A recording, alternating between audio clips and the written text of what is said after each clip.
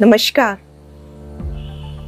क्या आपको पता है कि केजरीवाल जी को गिरफ्तार क्यों किया है?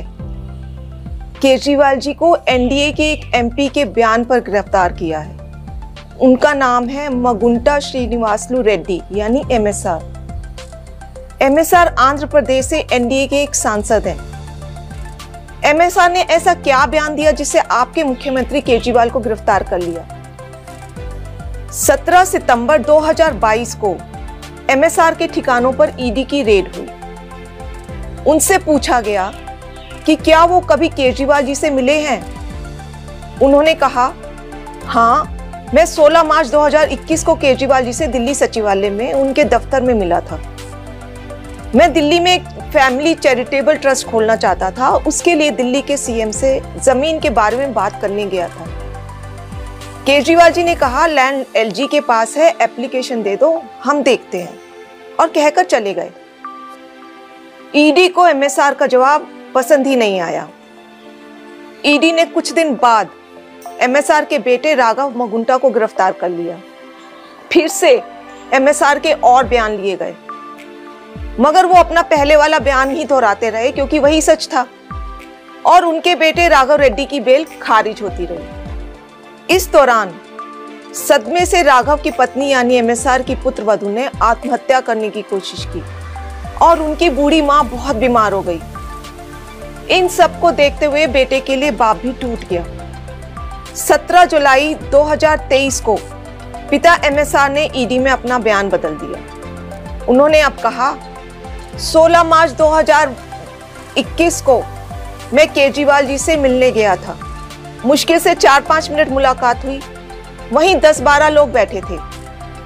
मेरे कमरे में घुसते ही केजरीवाल जी ने मुझसे कहा कि दिल्ली में आप शराब का काम शुरू करो, बदले में आम आदमी पार्टी को 100 करोड़ रुपए दे दीजिए। केजरीवाल जी से ये मेरी पहली और आखिरी मुलाकात थी। इस बयान के बाद अगले ही दिन एमएसआर के बेटे राघव रेड्डी को ईडी ने बेल दिलवा दी। जाहिर है कि एमएसआर का यह बयान झूठा है। वे खुद कह रहे हैं कि यह उनकी केजरीवाल जी से पहली और आखिरी मुलाकात थी। 10-12 लोग वहां बैठे थे। अगर किसी को किसी से पैसे मांगने भी थे तो वह क्या कोई किसी अजनबी से पहली मुलाकात में ही 10-12 लोगों के सामने इस तरह पैसे मांग लेगा? जाहिर है कि एमएसआर के बेटे और परिवार को 5 महीने बुरी तरह प्रताड़ित किया गया। इसीलिए एमएसआर ने अपने बेटे को बचाने के लिए झूठा बयान दिया, और इस बयान को देने के बाद 2 दिन में ही एमएसआर के बेटे को बेल मिल जाती है। इन सब बयानों से एक बात तो साफ हो गई कि अपने बेटे को जेल से निकलवाने के लिए एमएसआर ने झूठा बयान दिया। कोर्ट ने भी केजरीवाल जी को बेल देते हुए यही माना कि ईडी ने बेल का लॉलीपॉप देकर बयान लिया बिना किसी सबूत के। आपके बेटे केजरीवाल जी को एक गहरे राजनीतिक षड्यंत्र का शिकार बनाया गया है। वो एक सामान्य पढ़े लिखे देशभक्त और कट्टर ईमानदार व्यक्ति हैं। यदि आज आप उनके साथ खड़े नहीं हुए तो इस देश में पढ़े लिखे ईमानदार लोग कभी राजनीति में नहीं आएंगे। क्या मोदी जी केजरीवाल जी के साथ ठीक कर रहे हैं?